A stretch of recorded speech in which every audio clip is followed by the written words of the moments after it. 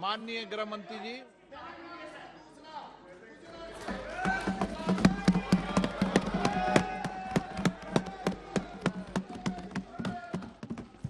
अब बैठ जाओ भाई। हो गया, माइक बंद हो गया। अध्यक्ष जी ने मुझे खड़ा किया भाई। प्लीज माननीय सदस्य बैठ जाइए। आपको पर्याप्त समय पर्याप्त मौका दिया है। माननीय अध्यक्ष जी, आज विपक्ष के सदस्य श्री गौरव गोगाई जो अविश्वास प्रस्ताव लेकर सदन में उपस्थित हुए थे, इस पर मैं मेरे विचार व्यक्त करने के लिए खड़ा हुआ हूं। माननीय अध्यक्ष जी, भारतीय संविधान के अनुच्छेद 75 में कहा गया है कि मंत्रिपरिषद लोकसभा के प्रति जवाबदेह है। इसलिए इसी अनुच्छेद 75 को प्रतिबंधित करने के लिए लोकसभा के नियम 198(1) से 198(5) तक मंत्रिपरिषद में अविश्वास का प्रस्ताव रखने की प्रक्रिया नियत की गई है। माननीय अध्यक्ष जी, जब से आजाद हुए तब से 27 अविश्वास प्रस्ताव और 11 विश्वास प्रस्ताव इस सदन में प्रस्तुत हुए हैं। कई बार सरकारों का बहुमत जाने की स्थिति में सदन के विपक्ष के सदस्य अविश्वास प्रस्ताव लेकर आते हैं। कई बार बड़े जन आंदोलन के समय प्रजा की भावना को प्रतिबिंबित करने के लिए अविश्वास के प्रस्ताव लेकर आते हैं।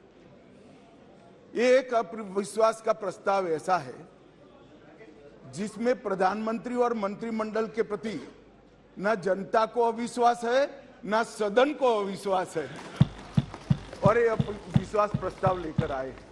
माननीय अध्यक्ष जी, इसका उद्देश्य क्या है? इसका उद्देश्य जनता में भ्रांति खड़ी करने का उद्देश्य। मैं उनको इतना ही कहना चाहता हूं कि भाई, अविश्वास प्रस्ताव जब आप लेकर आते हो तो इस पर जो चर्चा होती है वो चर्चा में सरकार के विरोध में कुछ मुद्दे तो रख देते।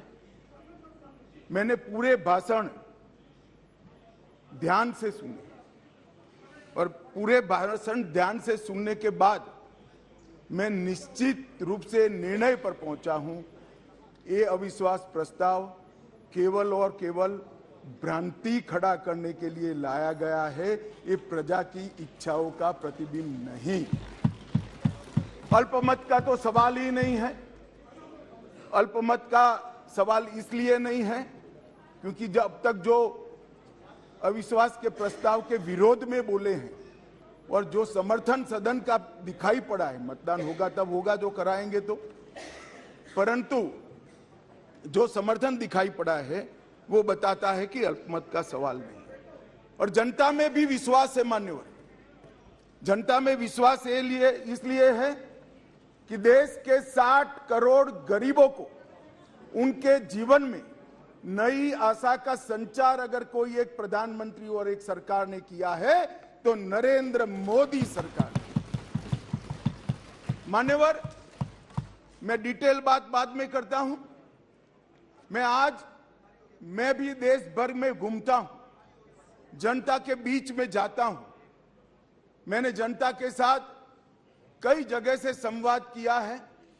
कहीं पर भी अविश्वास की आछी पतली झलक भी नहीं दिखाई पड़ती।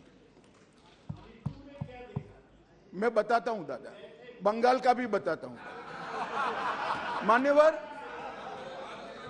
ये सरकार, मैं इस सदन के सामने आपके माध्यम से और इस सदन के माध्यम से पूरे देश की जनता को बताना चाहता हूं और धन्यवाद भी करना चाहता हूं। आजादी के बाद कोई एक सरकार और कोई एक नेता में जनता को सबसे ज्यादा विश्वास है तो ये नरेंद्र मोदी जी की सरकार। दो तिहाई बहुमत से दो बार एनडीए को चुना गया। पूर्ण बहुमत से दो बार भारतीय जनता पार्टी को चुना गया। 30 साल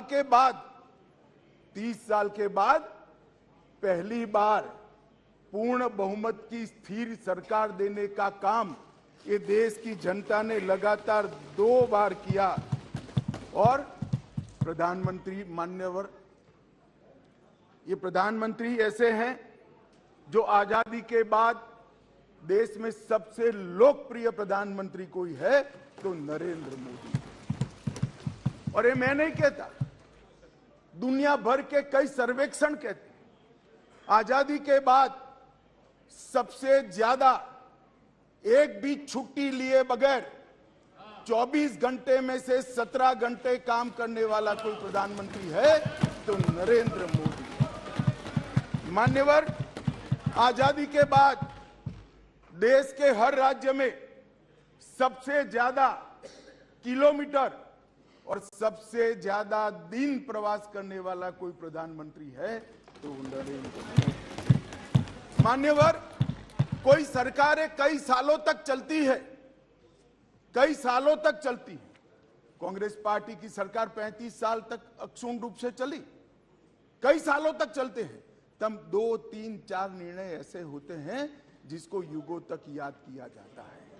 माननीय नरेंद्र मोदी सरकार 9 साल हुए, 9 साल में 50 से ज्यादा फैसले ऐसे हैं जो युगांतकारी फैसले हैं, जो इतिहास के अंदर स्वर्ण अक्षरों से